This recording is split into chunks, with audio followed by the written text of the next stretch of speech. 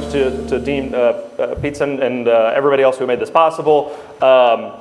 It's great to be here. This morning I got here by driving my Prius through about 40 minutes of traffic on the 10, and then I parked and paid $12 to park in a surface lot in the heart of one of the most dynamic central business districts in North America. It did not feel like the future of transportation, to put it mildly.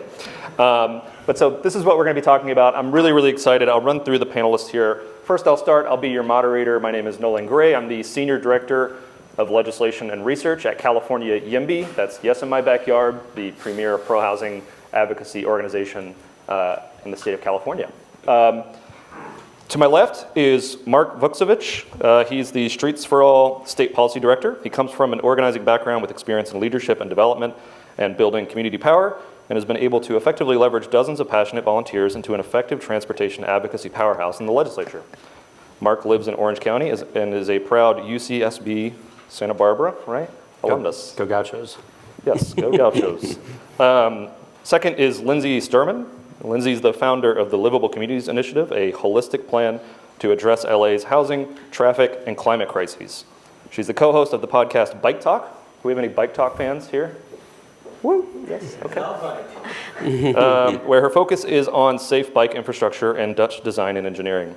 She was the founder of Larchmont Charter School and City Language Immersion Charter, CLIC, and she's been a television writer and producer for 25 years.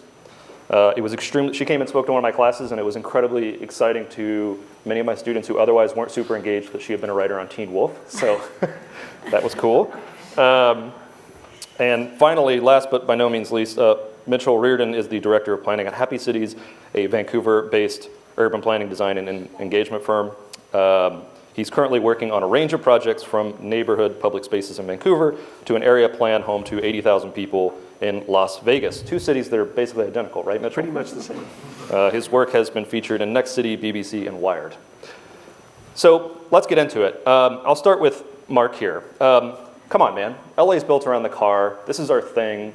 LA's completely auto-oriented. This is what we're built for. Are we just stuck? Is the future of LA freeways and cars? It's a great question. When we spoke about this panel, my role is to bring in quite a lot of despair on that question. I want to contextualize the greater Los Angeles area for everyone. Right now, the number one cause of death for children in Los Angeles is getting hit by a car. It's well above murder already this year. Greenhouse gas emissions, our number one source of greenhouse gas emissions, come from single occupancy vehicles in the greater Los Angeles area. Before the fires, our city was broke. It can't fix its sidewalks because it has to do with ADA lawsuits and dozens of lawsuits about how unwalkable the city is.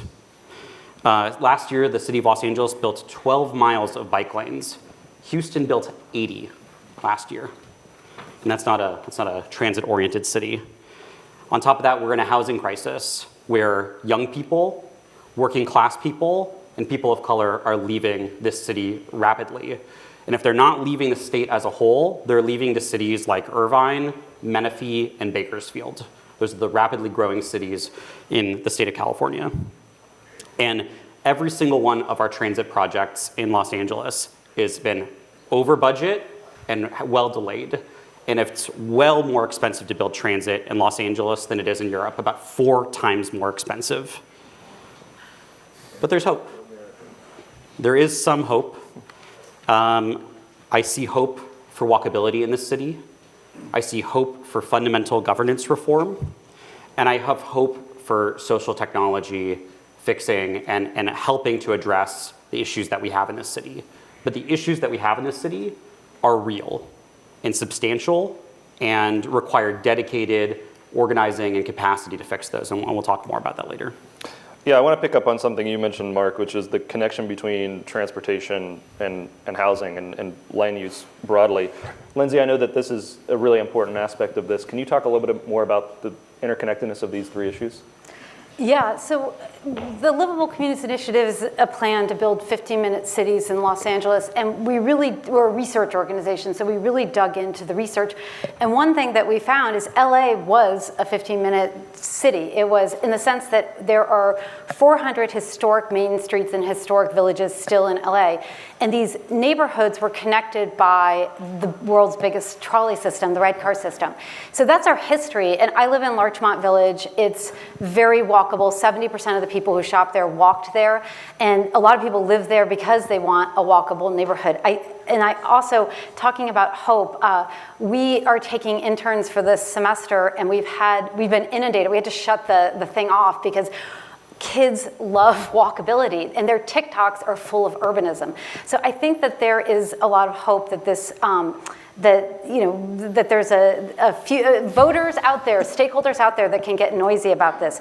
But to your question is, can we transform the city? Again, I think it is our history, and I think that there is motivation. And we created a plan with a ton of experts to a step-by-step plan with the planning department in LA, and it's actually moving through the system. It's sitting there. The planning department, they spent 3 years on it. It's detailed, it's actionable, and the idea is to find our historic main streets that we already have and upzone them for gentle density, 3 to 5 stories of residential housing over retail, touching our high quality transit. So if you know what a TOD is, that it's really just a TOD.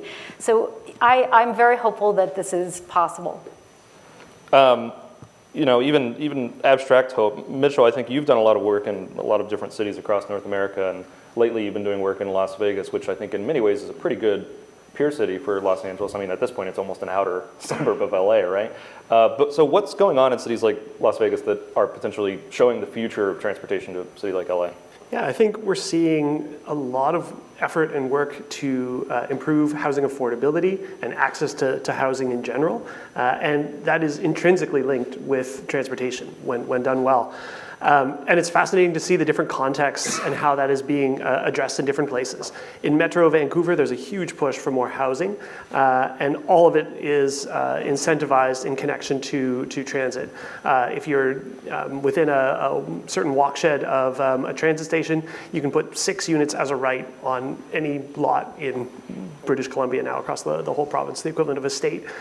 And there it's really about ensuring the quality of the units, of all the units. So, they're more than just like dwellings, investment boxes. They're places for people to live. And so we're really seeing how important it is to get that right, to allow people to connect with one another so that you can know your neighbors, that you're benefiting from the well-being boosts that can come from those social connections and resilience in times of crisis.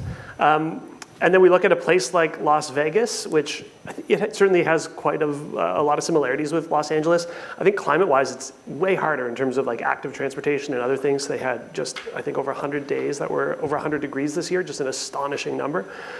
And there, it's a question of like, okay, how do we start? How do we get these projects underway? And so, we look at TOD, but the city and transit agency don't necessarily have tremendous funding, a bit like here it sounds like, to help facilitate those projects.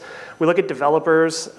They tend to be pretty risk averse, not super excited to be the first ones to try something new. And so in this area, this Charleston area that we're working on, we established these criteria for redevelopment areas where we were looking for parcels of a certain size. We wanted to create these bigger spaces where like a pretty significant development could take place. We wanted it to be relatively well connected, close enough to current transit and some of the larger streets. And there were a number of other criteria. And from there, we've been working with staff in a number of departments to establish this RFP approach where if developers are hitting certain criteria in terms of the unit sizes or the locations and lot sizes that we think are suitable for these mid-sized and large developments, that they would have incentives to work in these places. And those include things like municipal loans at below market interest, which is a concept we're borrowing from Salt Lake City in Utah, as well as waiving or deferring development fees. So help to reduce the upfront costs to help facilitate this work. And then including some community incentives like where the municipality can put money into the surrounding areas, investing in new parks and libraries and other social infrastructure as ways to do this. And we're still working through the plan to implement, but it seems to be resonating with the development community as well as planners at the city level and getting up into the state. And it's a really, we're looking at these larger lots because we think the experience is so important. So like, yes, you got to have your data. You want to make the case. Obviously for developers, they need the economic feasibility to work for them. But for a lot of people, and even for developers once it's there, it's the experience that's really going to change like your heart about what a place feels like. And we want to get a couple of those off the ground through these like very specific locations to then show, hey, this is pretty good. And the idea is that then, you built this sort of institutional knowledge that developers can do it again. But everyone's like, hey, I want to live there, and I see what that looks like. So it sounds a little bit like what Lindsay is saying in these historic main streets and upzoning those as well. Yeah, I've said that the way we went on this issue is we just need to pay for every person between the ages of 18 and 21 to spend 6 months in Western Europe or Tokyo, and this is basically every urbanist's origin story is they did that and they came back and were like, oh, things could be different. So, I think that's one challenge that we have to overcome. The military is not adequate. Mark, I want to turn to you here. I think if you talk to a lot of normal, well-adjusted people who don't think about transportation policy all day, what do you think the future of mobility is? They would say, well, obviously it's flying cars and automated vehicles. They'll talk more about this in a future panel, but what do you think is the actual sort of future of technology here with transportation? Is it flying cars? It's a great question. No, it's not flying cars. I think technology has a really interesting role to play, and I think that there's tremendous improvements we need to make. Like you all may have noticed that we have been talking basically most of this time about land use. And this part of the panel is supposed to be about transportation, but we really believe that land use is one of those sort of technologies that we need to be changing and evolving to meet the transportation need. But when you get into the question of autonomous vehicles, EVs potentially as well, I think they're interesting, and I think they have a lot of potential. I think autonomous vehicles will do so much for reducing the suffering and the death on our roadways. But they come to the same issues of parking, car storage, car charging that every other car-based transportation system still does. That, frankly, and I've talked to the AV companies, none of them have strong answers for yet. And so, where I do see technology having a strong effect is really at the margins of these social and political problems. I think managing the curb and managing parking is a really, really important one. And technologies, I think, have a role to improve that process and also maybe make it more politically palatable as well.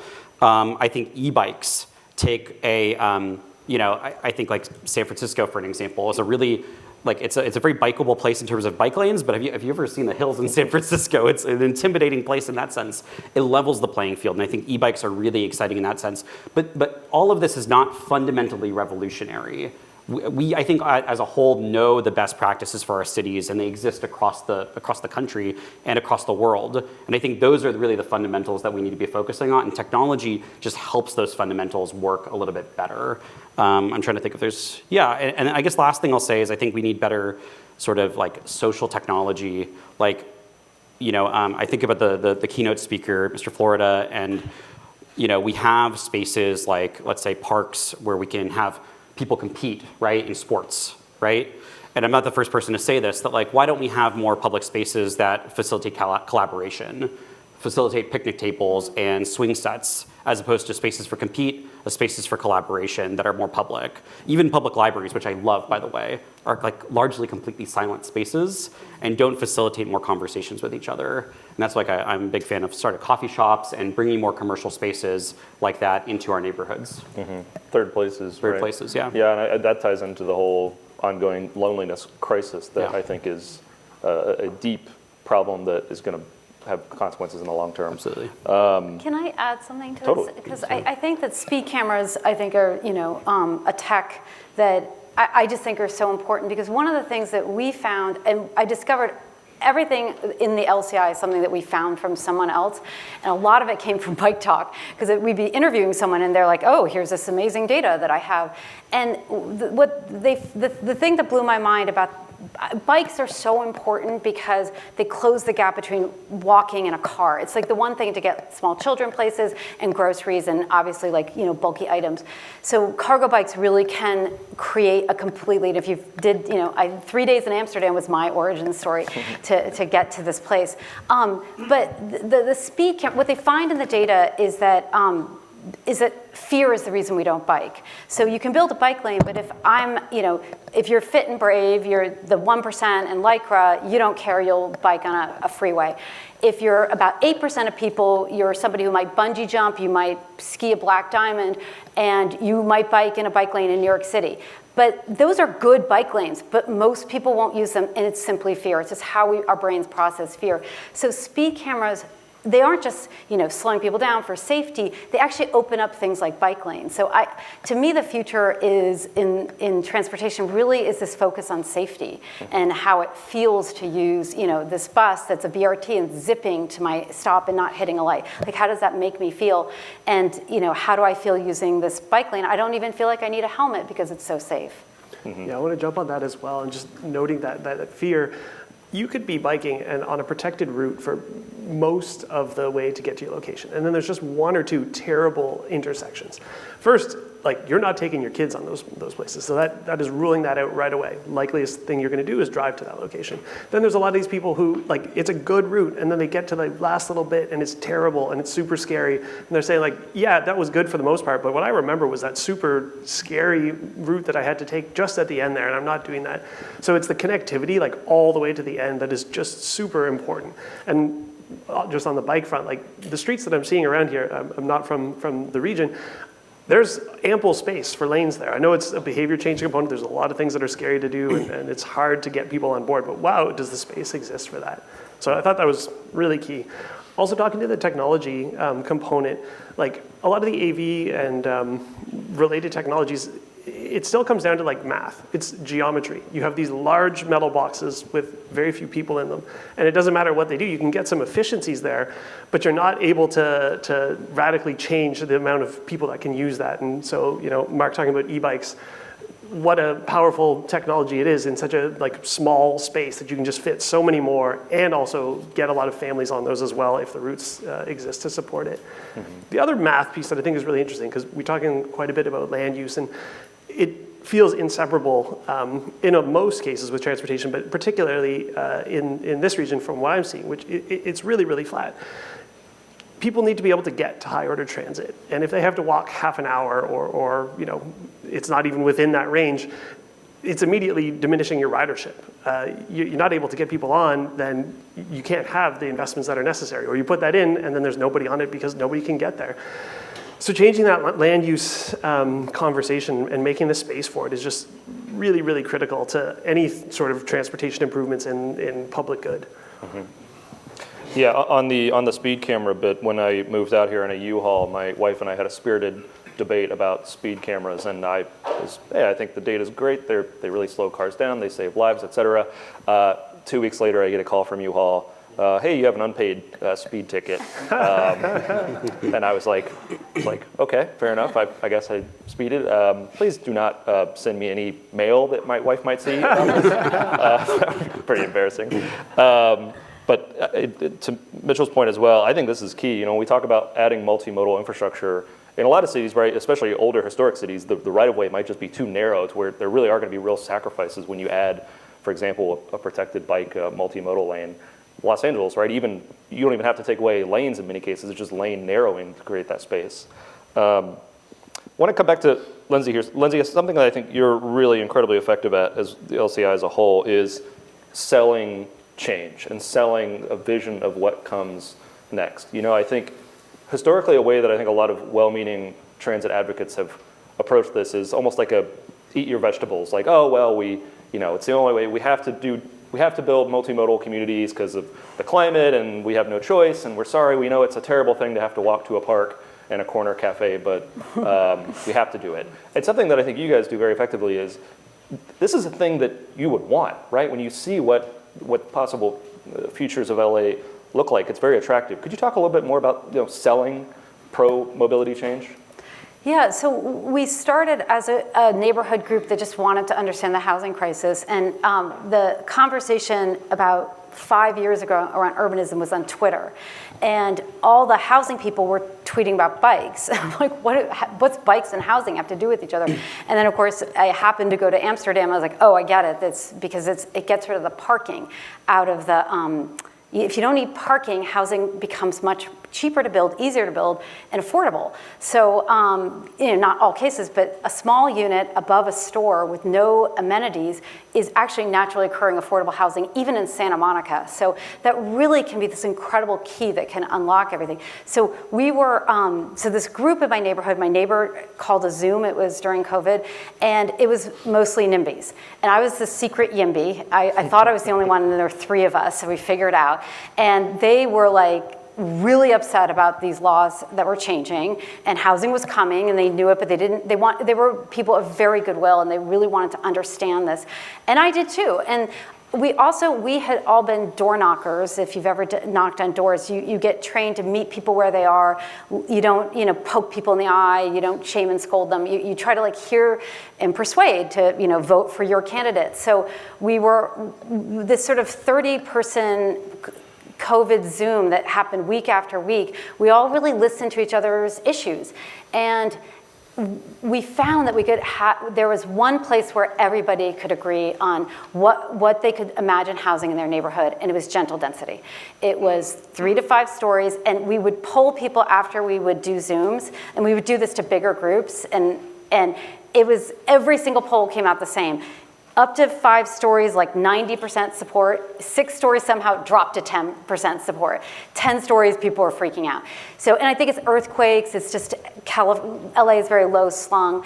So gentle density, 3 to 5 stories, and and they want pretty architecture, it's very sincere, they want a beautiful city, they want a beautiful neighborhood, but it's the cars. They don't want more cars in their neighborhood. They start to get, you talk about despair, they start getting stressed, the traffic, where am I gonna park my car? People would tell stories about living where they'd circle the block for 45 minutes at the end of a hard day, just to find a parking space. So we recognize that this is the hot button point. And so once we delved into, well, wait a minute, we have a roadmap. Cities all over the world create these neighborhoods that aren't car dependent.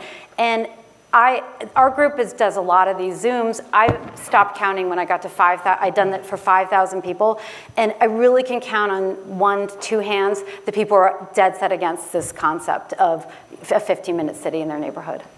I would just love to kind of extrapolate a little bit of a self-centered point that I'm taking away from Lindsay, just that I think for the sort of beliefs on this panel and a lot of the people in this room to succeed is that just there needs to be more communications capacity at the end of the day.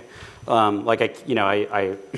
had a mindfulness meditation phase during the pandemic, and I just always think that what if mindfulness meditation had a PR consultant, and had a marketing budget, and I just really think that to your point, Lindsay, I've spoken to many voters, not necessarily on this issue, just in my past life, and meeting people where they're at and understanding the real reality of their concerns and their worries is something that's really, really important. And that if we don't do that, we're not going to succeed fundamentally. And I would say all of our organizations, all of us as thinkers on this issue need to be people who are actually engaging with the real and valid concerns that people bring up. Even if fundamentally, I still think I'm the one on the right. Well, and I mean, Mark, I think you also have had a lot of success. Streets for All ran an incredibly successful campaign, Measure HLA, which essentially, you wouldn't think this would be controversial, but directing the city to actually implement its transportation plan to build many hundreds of miles of bus and bike lanes. And I don't know what your perspective on this, but right up until the end, I was just following it, and I was like, oh man, this is going down. The firefighters, I think, came out against it at the last minute. And then what ended up happening was 2/3 of Angelenos came out, and it wasn't even close. It was one of the few elections the night of that we were like, oh, unambiguously, this is called. What were the lessons there? Other than putting I did see a Measure HLA yard sign at this highway off-ramp near me at one of the saddest, most dangerous intersections. And I was like, this is actually a testament to the need for Measure HLA in a way that most people driving through here won't appreciate. But how did you guys get that through? Okay, well, yeah, the Measure HLA, I think, is a huge testament. It won, to your point, by 66% of the vote, 65.5% if you're counting. It won in every single council district in Los Angeles, from the, for lack of a better word, NIMBYist council district to really the kind of the most urban downtown council district. And I think it shows that people really care about the issue. And I'm not going to tell you that everyone cares about bike lanes, although I think there is a silent majority out there. But people care about safety fundamentally. I was just looking at an Instagram post in my local city about California's new daylighting law. And people at the end of the day are like, well, we're willing to sacrifice the parking for safety of our children moving. And I think that's just such an effective message that we need to be pushing. But I will say, like, on the note of kind of like where our organizations need to have power, and I'm not going to name any names here. I was meeting with a very important elected official in the greater Los Angeles area, and they had no idea what HLA was and how much it passed by. And I'm both kind of personally astonished by that, but I also think it's a testament to my organization needing to do more messaging about how popular our issue is. And so those are the things that I take away, honestly. And that was something I took away 6 months after it passed, not the night of. Mitchell, I think something that's really interesting about your work is the extent to which you guys center happiness. Can you talk a little bit about the connection between happiness and mobility? Yeah, it actually ties in pretty well with what Mark is saying in terms of you want to be safe, you want to be able to bring things in, you want to have this dialogue with people. We found it really effective to be talking about happiness or well-being as the starting point for our work. Very few people come to a meeting or come to engage with like strong opposition to happiness. They might envision it in different ways, and you might need to work some elements in, but you at least start with an openness to the dialogue, and that I think it's really valuable. From there, so there's an experiential part, which I think we touched on quite a bit, and I think that's really important to get people to feel that joy, and I think e-bikes are one that can really, that's in a transportation sector, one that does so well with that. But in the dialogue component, because this is also really, really important to getting plans through, we start from that happiness or well-being, and then we'll frequently establish a series of principles to guide a project. And they all sort of touch on these things like health and ease.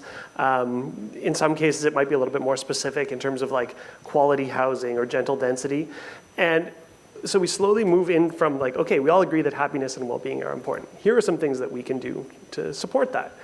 What's important here for you? And we can establish like a kind of the next level down of agreement, which I think is really important because engagement and dialogue are really important, but it can also be weaponized to stop anything from happening. You can undermine a process and have it just run in circles for a really long time. So being able to advance agreement, starting at that happiness, well-being level, bringing it down into the principles that can guide it, and then like there's some nuances and details that not everybody will agree on, but can often accept if most of the things they wanted show up there, and if they understand the principles that have led to that outcome. So that's I think a really key piece of what we try to do, and in that we're also drawing on data. We want to build the emotion. That heart piece is so important, but having the data to support it is also really key. And what we've found is, to create the more walkable places, it makes it easier to know your neighbors. It makes it easier to get your daily step count or however you want to measure your health. And in turn, you're also now walking along these nice walkable streets. You have smaller retail units are typically in these locations.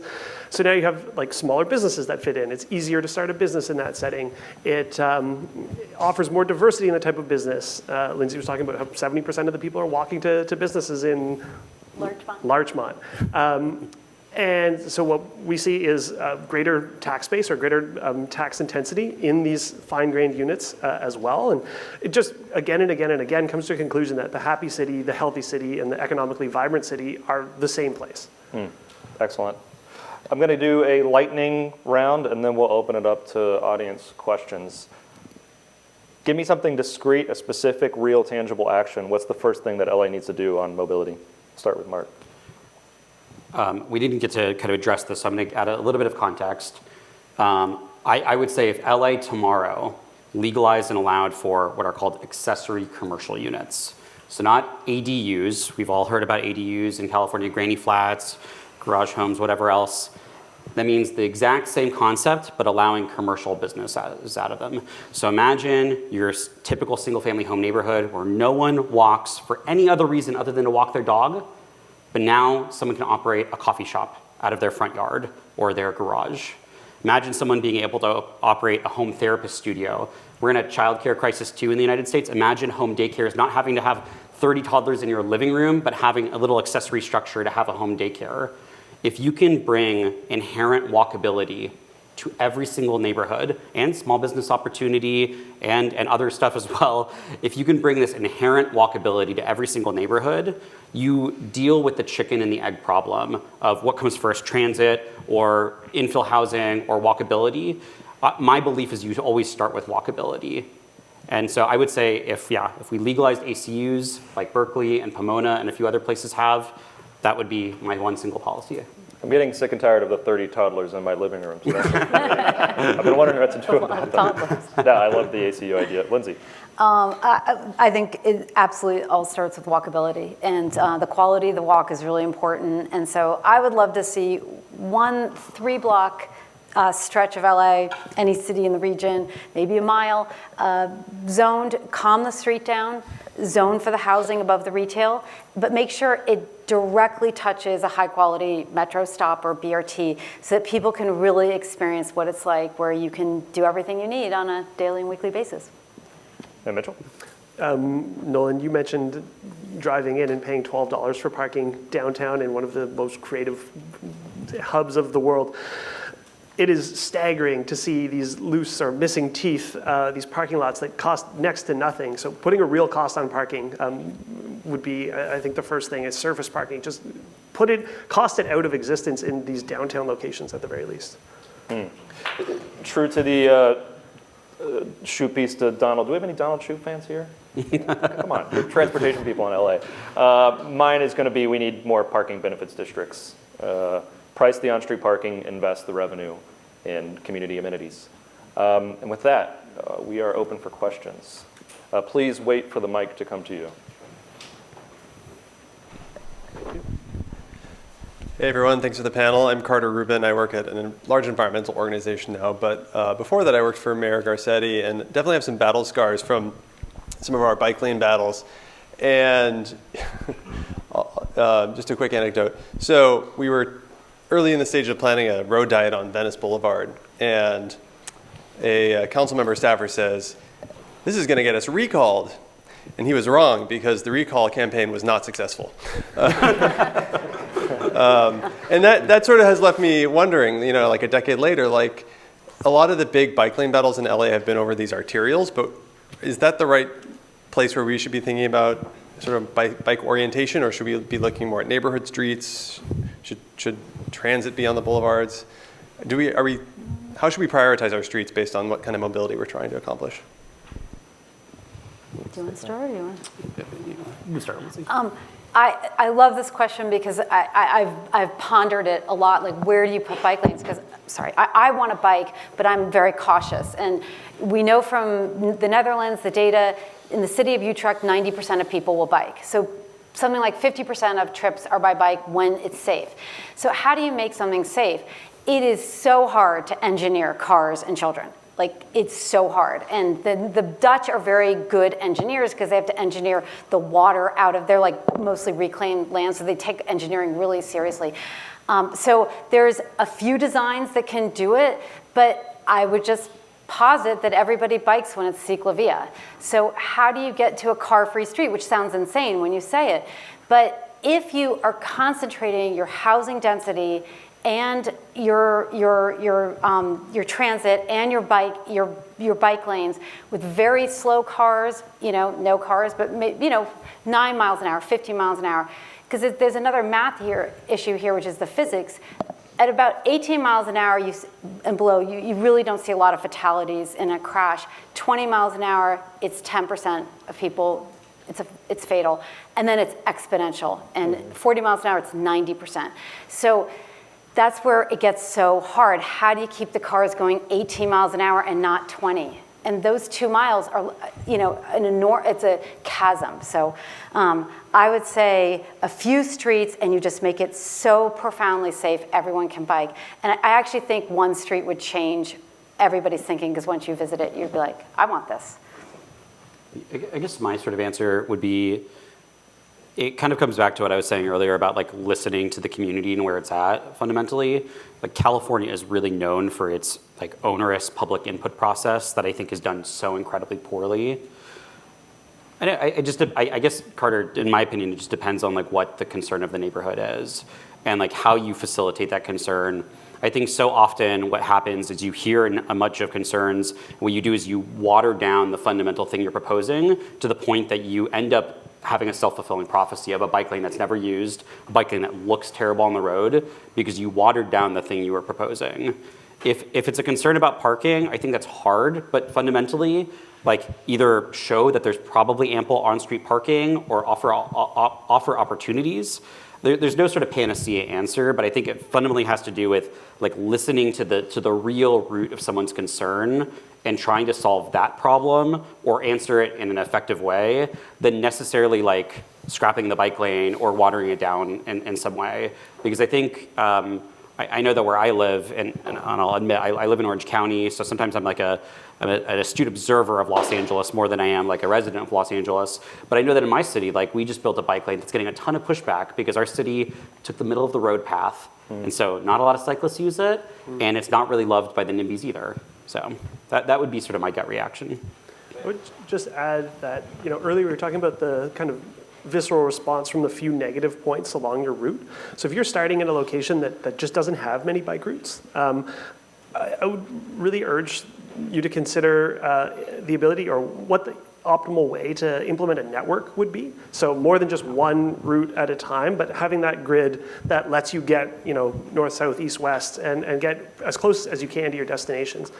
In a lot of cases, that's probably not going to be on the main streets because it's just hard to do that all at once. But I would look at how you can get that grid in as quickly as possible, even if it's like a pilot, but not just one street, like a lot of streets all at once. Where I live in Vancouver, Canada, it's mainly off the main streets. And now the challenge we see is there's pretty limited political support to make the move to put them onto the main streets. They're like, well, it's good enough now. So once you reach this point, it's kind of like a good problem to have because you've built up this mass of bikers and stuff. But I would note that's a later thing. But getting that network in and figuring out the quickest and least challenging way to get it implemented would be something I'd consider.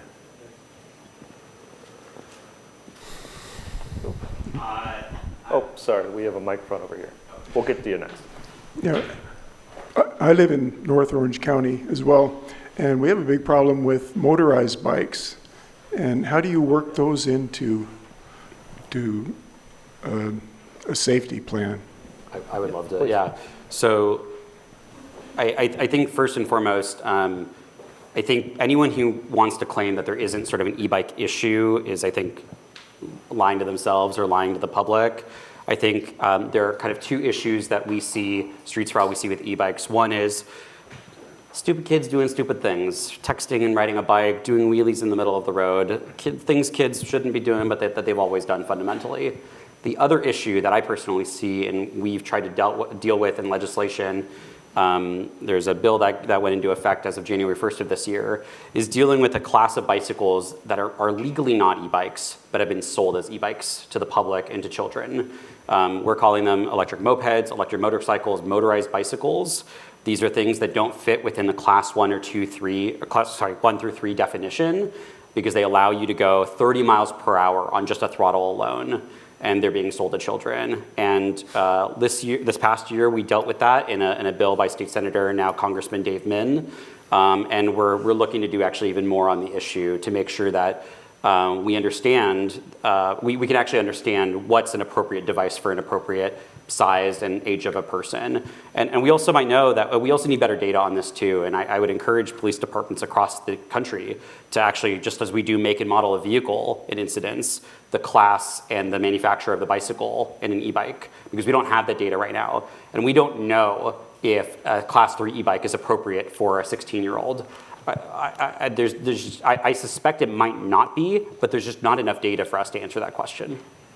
Can I add that there's this great thing in the beach cities called the slowpoke lane, and it's for golf carts, NEVs, neighborhood electric vehicles, and e-bikes. And so pulling them out of the bike lane, it solves a bunch of problems, and it's just it's very quality of life, like a lane for, golf carts. Hi, my name's David Zipper. I'm from the other side of the country, and I don't pretend to have any expertise about Los Angeles transportation at all. But I do have a question. A couple of years ago, I learned about a group called Crosswalk Collective LA. This group that does like guerrilla crosswalks, where they're so fed up with LA DOT not building crosswalks in particular places that are dangerous that they, in the middle of the night, would go in and paint a crosswalk, and LA DOT would get really mad and go out right away and quickly get rid of it. And it seemed to be quite controversial. And I interviewed somebody using Signal, which was hilarious at the time. But my question, that was all really interesting. Is that actually constructive? Has that actually led to progress in building safe street infrastructure in LA, this sort of citizen-led, we're doing it ourselves kind of approach, or does it actually just sort of create noise and alienate potential supporters? I guess I'll chime in once again, acknowledge that I don't live in the city of Los Angeles, but I'll say two things. So one is, I think a lot of us here realize that our cities are fundamentally designed on a single concept, which is liability, and that guerrilla movements like that increase liability substantially and increase the workload of cities. That being said, cities like Oakland, actually, I think this past year, are actually taking legal steps to allow for kind of guerrilla actions to be exempt from liability laws and liability clauses. I'm messing up the verbiage here. So I think in that sense, if we could see some sort of direction there where either the MUTCD or other engineering platforms allow for more guerrilla sort of actions to be deemed as legal and sound in terms of litigation, I think that's where there's a lot of opportunity. But just doing it on its own, I think brings a lot of awareness to an issue. But on a fundamental level, in knowing the LA bureaucracy and it's bad, it's pretty harmful to LA DOT specifically. Yeah, I can jump in on that as well. And so not LA specific, but just noting that the municipality or the jurisdiction you're in is probably going to have a big impact on that. So if there's a lot of bureaucracy in the way, that can be a huge problem. In Vancouver, I've painted a bunch of intersections where it just was really necessary, and none of it was done lightly. It was always after considerable engagement with the city of requesting it, highlighting the liability, highlighting the danger, making the rationale for why it should be there, and waiting typically over a year. And then also, I think the other thing is you got to make sure it's not just for you. It's not a selfish thing. You better have at least informal data to back that up. We've done a few, and I'd say less these days. I'm getting, I guess, a little older and not as into it. But what we found really important was having that paperwork documented in advance, and then just going out and doing it. And what we found in Vancouver was typically the city was sympathetic to this is a place that needs it. Yes, it's coming. It just never came, and we couldn't determine the reason for it. And so what we would usually see, and I remember the first time we did it, so we painted at 3 a.m, wearing all dark. I checked the next morning. It was immediately effective. It was a place where 1 block up, the speed was, I guess it was 50 kilometers an hour. I think that's about 30 miles an hour. And then it dropped to 20 miles an hour, but the vehicles weren't slowing down to reflect that. And pedestrians just couldn't get across this really critical spot. You actually had a school on one side and a park on the other. And immediately it was effective. People were stopping. This was a narrow enough street. It's a 2-lane street. I would not recommend going wider than that because that's a lot of space to cross. And cars were stopping. People were crossing with ease. Felt really good about ourselves. About a week later, it was gone. I was so mad about it and just frustrated to see no change happening. A week afterwards, it was there again, done properly by the city. And not only did they do that intersection, they did the one a block up from that as well. That was also going to be really important. And so in this case, it was the nudge necessary to get these safety improvements in place. But I think we also had confidence and also, being at least part of that infrastructure, knowing the planning, knowing the terms, knowing how to kind of advance it was really important. So it could be tricky in a lot of cases to do so, and I recognize like the kind of privilege and understanding that we had in order to do so. But in that setting, it was an effective way to make it safer. So jurisdiction is really key.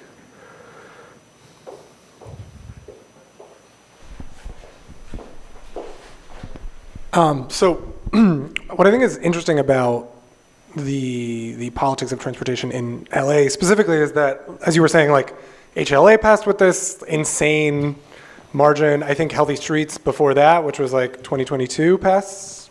Is that correct? Right? Yeah, Healthy Streets was the signature initiative for HLA. Right. It was like the antecedent, right? That That passed. And then Measure M, which is, for those who don't know, like public transit capital funding, also passed with like 65, 67, like, you know, unbelievable margins that the people who, for example, work in housing upzoning would probably wish that they could get, right?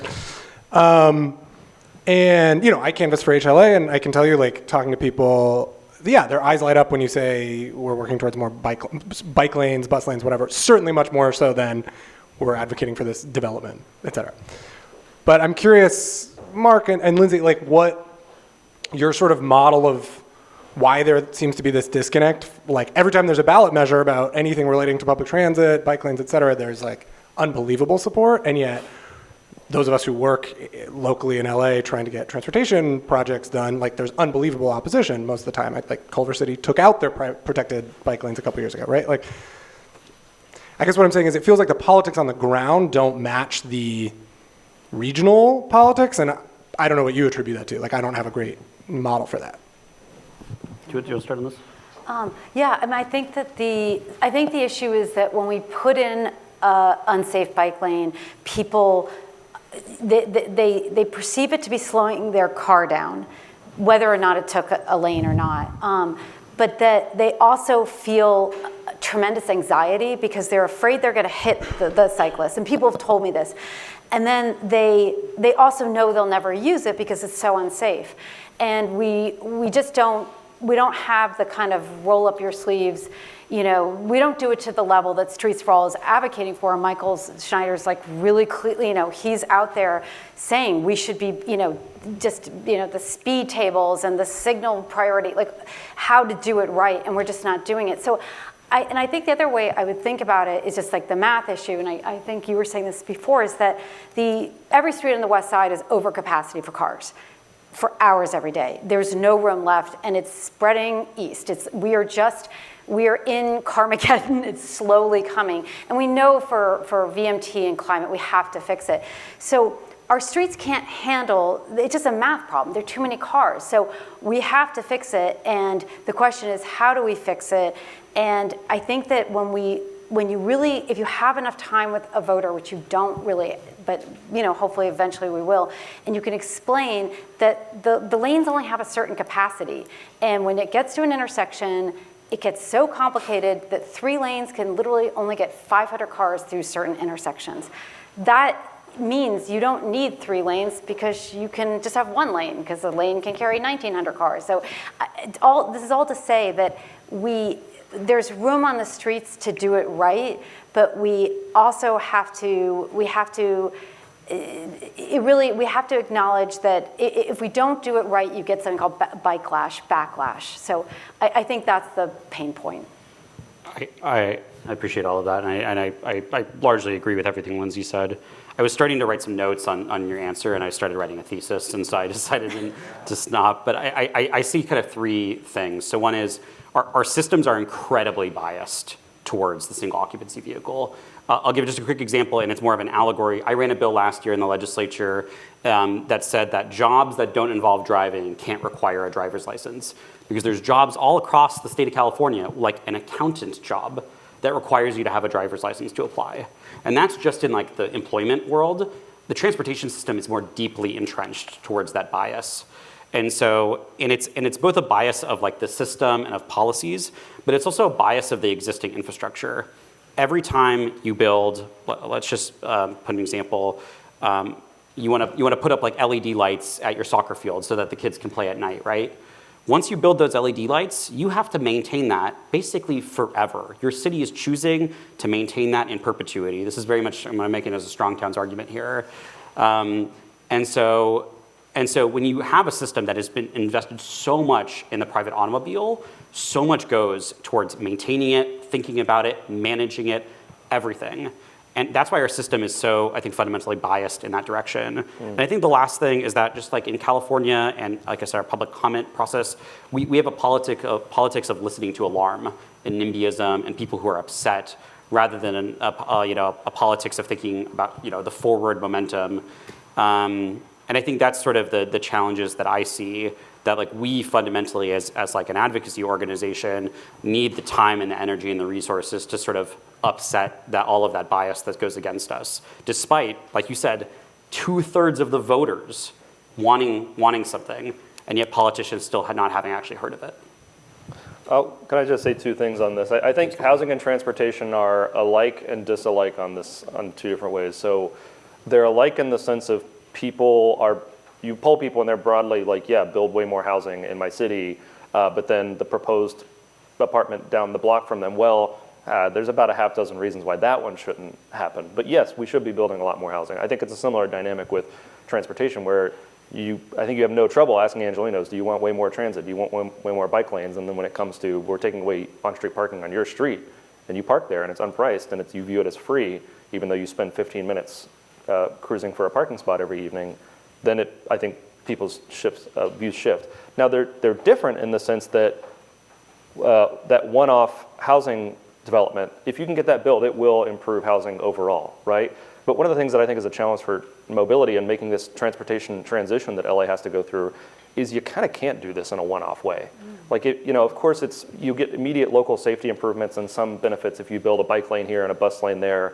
But in the same way that when we were planning out streets and building the modern American city, we didn't say, well, we're going to build this street, and then 20 years later we'll be a street over there, and then maybe 50 years down the road these two things will be connected. We did it all at once in a complete rebuild, right? And this is why I think this is the scale at which it has to happen. It has to happen all at once, or that you get in this transitional gains trap that we're stuck in right now, where it's like we have a bunch of crummy, unprotected bike lanes. We have a handful of great protected bike lanes and bus lanes, but you don't get a full network, and so the benefits are just so insufficiently realized. And people say, well, why would we install more bike lanes? There's already one. Nobody uses it.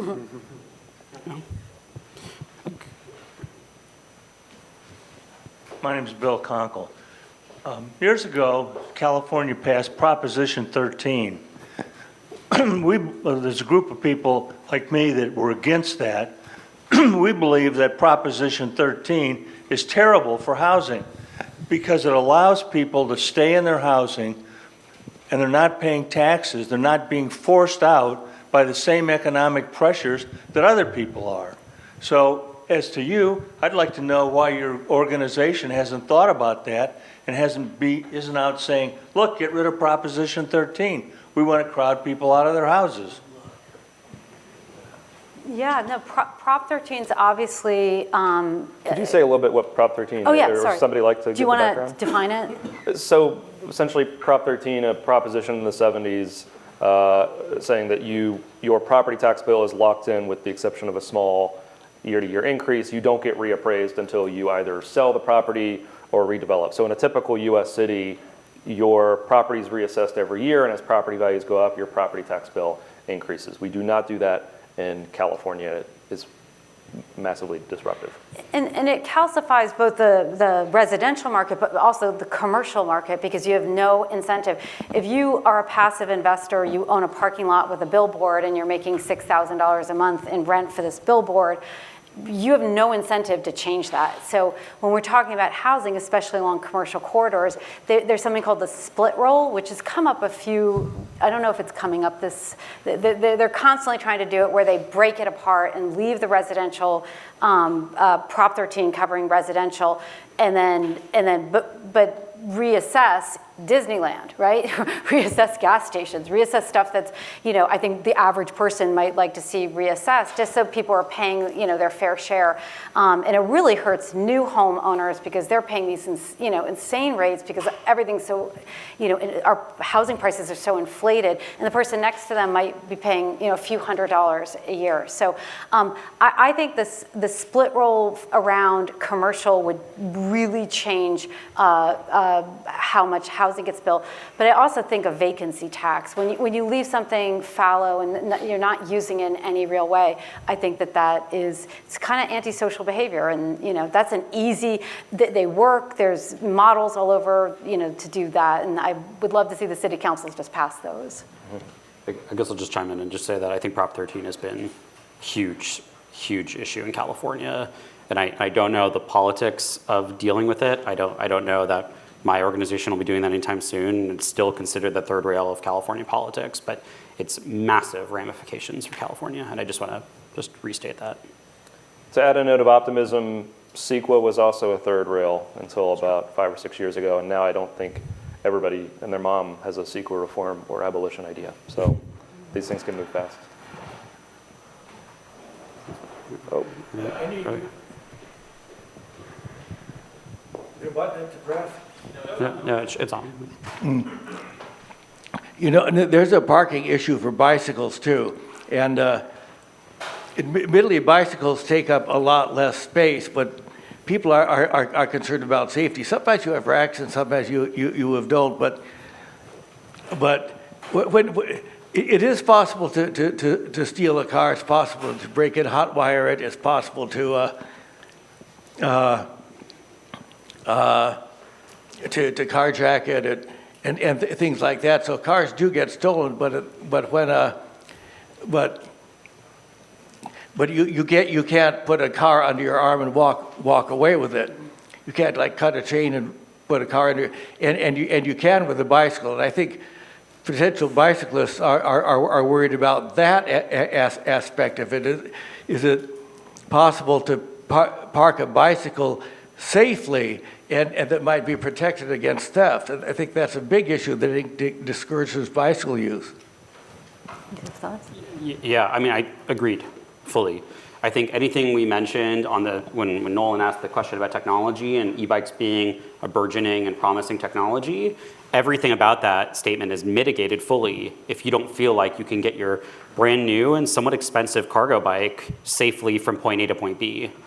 I think it's I don't know the policy solution at the moment, and I know that I'm forgetting what outlet, it might have been LA Times, or actually I think it was an independent journalist kind of did a huge expose on the number of bicycles that are being stolen in the greater Los Angeles area and then shipped to Mexico. And I think that that's something the law enforcement needs to take seriously, because it's just one of a number of sort of impediments, I think, to e-bike adoption and also just like regular bike adoption as well.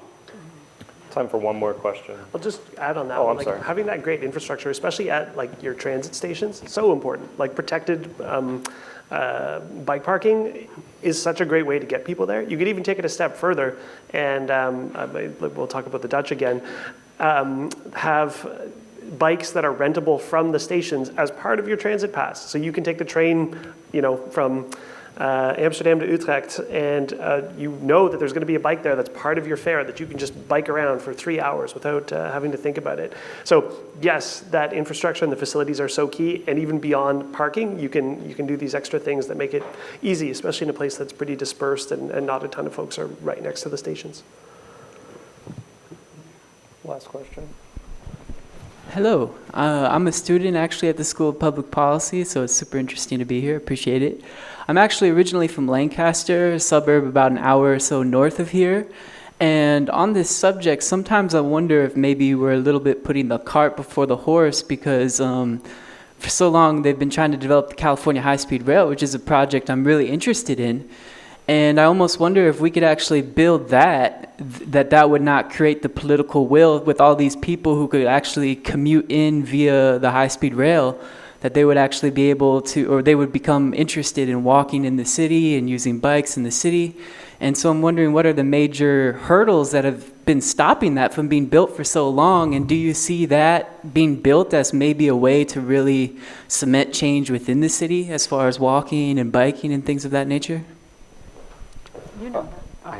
I'll say a little bit on this. I think our inability to efficiently build infrastructure in a timely manner has probably done more harm to the cause of transit in California than anything else. The fact that high-speed rail is still not even close to being built and is vastly over budget, I think it makes it really, really hard to go to voters to request more investments of this nature. And so Mark raised this very briefly, but getting the cost piece under control. Now, if the reverse had happened and California had built high-speed rail on the right timeline under budget, I mean, it would be the easiest thing in the world to say, hey, let's do a lot more of this. But I think that was the hope in 2008 when it passed, was that, by, 2025 or so, we would have the, high-speed rail, at least some partial high-speed rail, and we would have used best practice engineering. We would have consulted the Italians and the French and the Japanese who've done this before. We would have streamlined environmental review and eminent domain and those sorts of things, but we didn't. And now we have on our hands what is candidly, at least in this room, a boondoggle. And it was a political risk, honestly, I think, for future high-speed rail expansion, unfortunately. I continue to believe that we need to be investing in the rail corridors we have right now, even from Los Angeles to San Diego. Our rail corridor could be faster, but it's falling into the ocean right now. And yet we still have the political problem that has also now become a partisan problem as well around high-speed rail. Yeah, not my favorite note to end on, but I think it's a challenge. High-speed rail is a huge challenge. We have about 30 seconds left. I'd like to talk about congestion pricing. In all seriousness, I'll close. Say one thing. Do you mind? Yeah, please. Just before Nolan closes, I just want to say that I think we're all interested in really doing this work, and one of my favorite parts of my job at Streets for All is that I am director of state policy, fancy title, whatever. I'm also really an organizer. I have 30 or so volunteers. Those are people in undergrad. Those are people who used to work as lobbyists in the Minnesota legislature. Those are people who used to who are architects, doctors, people who just care. And if you're interested in caring about this issue in either the SoCal region or in the state legislature, which is where mostly I work, just please talk to me after this. I'd love to have your brains and your thoughts and your involvement in our work. You stole my pitch. I was going to say my closing optimism. The people on this stage should make you optimistic regardless of all the other things that are going on in the world. If you're local, Streets for All and Livable Communities Initiatives are fantastic organizations. And if you're chewing on these issues in the public sector or in any capacity, talk to the Happy Cities folks. Please join me in thanking them. Now.